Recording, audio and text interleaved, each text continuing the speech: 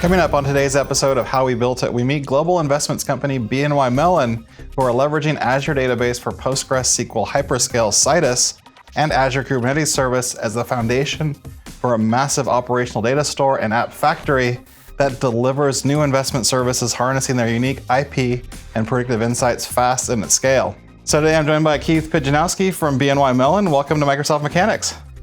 Hi, Jeremy. Thanks for having me on the show. And thanks for joining us from home today.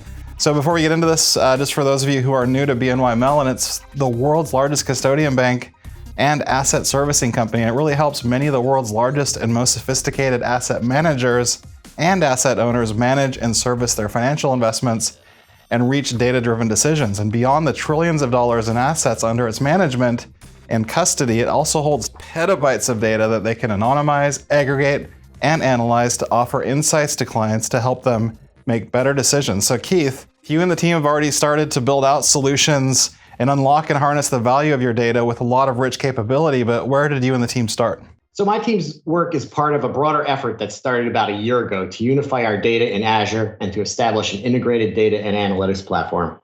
Around that time, we started a parallel effort to look at what we could do to build new SaaS applications quickly and at scale that could leverage the unique IP in our data in a way that met the needs of our customers. To move fast, we took a hybrid multi-cloud approach to achieve what would have taken potentially years with lots of internal red tape. And we delivered our first production business app in just 9 months. Wow, that's fast. So can we take a look at the app? Sure. This is our distribution analytics solution that we launched back in June.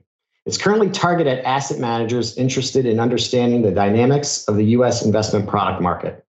I'll start in market profile.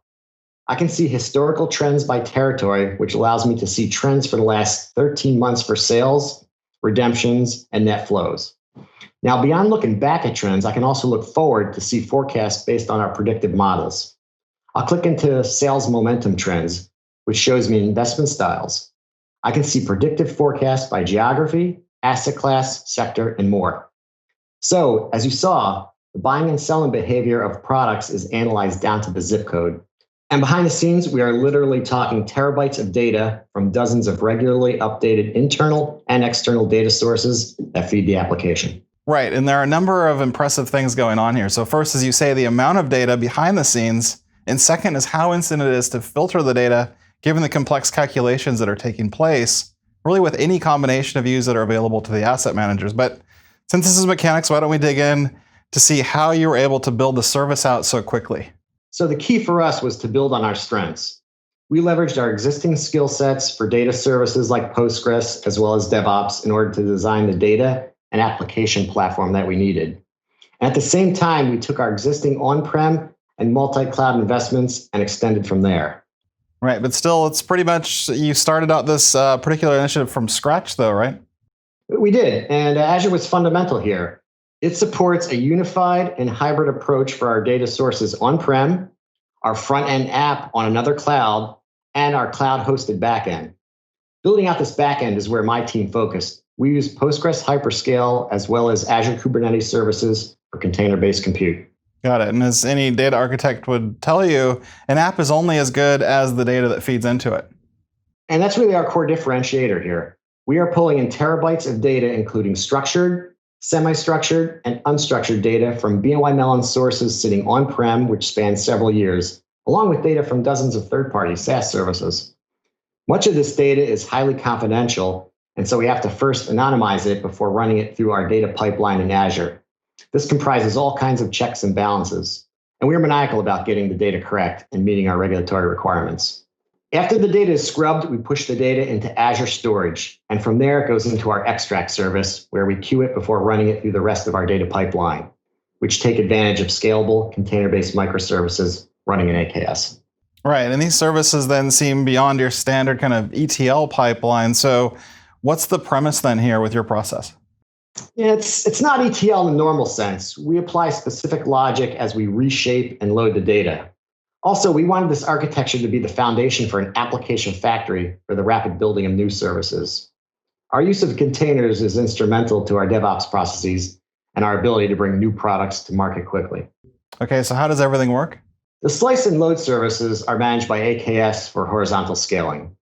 The slice service ensures the quality of our data. It spins up approximately 40 containers per job. Around 1,500 rows of financial data per second are sliced and organized into what we call fact and dimension tables. By the time the data hits our load service, which is running on around 160 containers, it has been parsed, cleaned up, and organized into these fact and dimension tables. The load service adds new data to our database. However, the load service ensures that there is an immutable record of the data and that it is properly versioned. It checks if the data already exists and only writes new data into Postgres Hyperscale. In other words, we never update or delete a row. That way, the bank can replay market conditions and retrace the source of any given market prediction on any given date. Okay, so you've designed then a pretty intricate and intelligent system then for data ingest and transformation, but how does Azure Database for PostgreSQL Hyperscale then help out here? It gives us a fully managed, highly available, and flexible database for our data. We can work with structured and unstructured data types thanks to Postgres' support for the JSONB data type. Also unique to Hyperscale is its clustering capability, which means that we can automatically scale out multiple instances of the data to optimize read and write operations using parallel processing. Okay, but going back to the app, there were lots of calculations that were run behind the scenes. So what were you doing then to process those queries so quickly? We used a multi-tiered approach to speed up data ingestion and querying with Postgres Hyperscale. First, let me explain the architecture. Hyperscale uses a coordinator node to process queries and worker nodes that hold distributed data for parallel processing. These each have dedicated compute. To distribute the data, we use a distribution key. In our case, we chose a unique security identifier for financial securities to allocate data across our worker nodes. Then we defined the number of shards. We decided to assign 1 shard per core. Once all this is in place, the system, under the covers, determines how best to distribute our data. Finally, in our implementation, we partition the data within the shards and worker nodes based on how the data is most often queried. In our case, by using time ranges. This essentially creates an index into our distributed data. So now, when a query comes in, it lands with the coordinator node, and Hyperscale knows exactly where to look for the data to return the results quickly. Okay, so how much of a difference then does it make for query performance? Well, let me show you. I'll show you the same query running in 2 different configurations of Postgres, Postgres Single Server and Postgres Hyperscale. Both configurations are running in Azure. Here is Single Server Postgres. You can see it's got 64 virtual CPUs and 432 gigabytes of RAM. Next, here's our Hyperscale configuration. You can see the coordinator node with 32 virtual cores and 6 worker nodes with 16 virtual cores each. Right, so if you're keeping score at home, that's 96 virtual cores then on the Hyperscale side in the worker nodes versus 64 cores on the single server. And based on that compute, you might expect Hyperscale to be 50% or more faster, right? That's correct, but let's see what happens. Our query is pulling subscription and redemption information from our 2 terabyte database, and it's doing a lot of aggregating and field calculations as well. And we're querying by month. So I'll kick this off on single server and let it run. Now we'll switch over to the Hyperscale and run the same query. You'll see that this query processes very quickly, and if you take a look at the lower right corner, it completes in just a little over 9 seconds. Let's see how that compares with our other run. I'll go back to the single server query. You'll see it's still processing. Now we've recorded this in advance, so if we fast forward in time, you'll see the single server query finishes in 3 minutes, 37 seconds. We've literally twisted every lever we have in Hyperscale, and as you saw, with these optimizations, the query ran 24 times faster. And one more thing to note here is that we ran a complex query over a database with large amounts of data. And even though Hyperscale outperformed the single server instance of Postgres, the response time from single server was still decent considering what this query does. And so future apps built by my team will use single server Postgres where it makes sense because of its performance relative to cost. Makes sense. So it's really impressive though to see those speed ups, but we also saw the predictive capabilities that you had in the distribution analytics app. So how are you serving then the data from PostgreSQL into the app? Well, we want the app to be fast and snappy, so application services never query the database directly. We have a common query service which prefetches data needed by our app and models. And there are 2 application services that consume the data from the query service.